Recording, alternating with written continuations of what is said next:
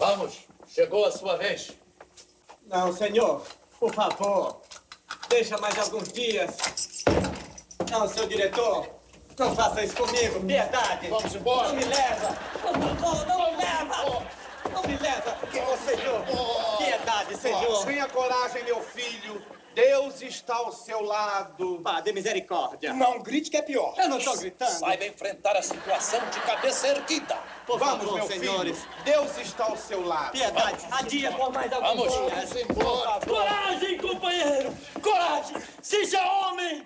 Não deixe me levar. Eu sou homem, mas falta revisões ainda, por favor. Amanhã pode ser eu, companheiro! Tchau, Ouriço. Não grite, companheiro. Enfrente tudo com coragem. Adeus. Não grite. É isso que eles querem. Adeus, Ouriço. Por favor, senhor, eu não vou. Ora! Tenha calma, meu amigo. Olha, hoje é você, amanhã seremos nós. Frente à realidade com coragem, meu amigo. Por favor. Coragem, coragem, companheiro! Quem sabe você antes de chegar na cadeira já tá morto! Pois não, Caveirinha. Seja macho! Macho, eu sou machucado, Caveirinha. Por favor, padre. Por favor.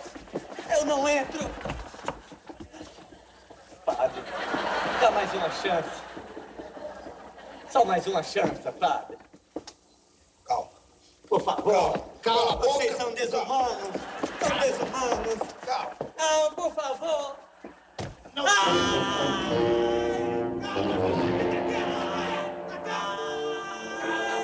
Calma-se, rapaz. Fique quieto aí. Cala a boca. Cala a boca. Mas se você não parar de gritar, eu não trato das suas caras, hein? Abre a boca.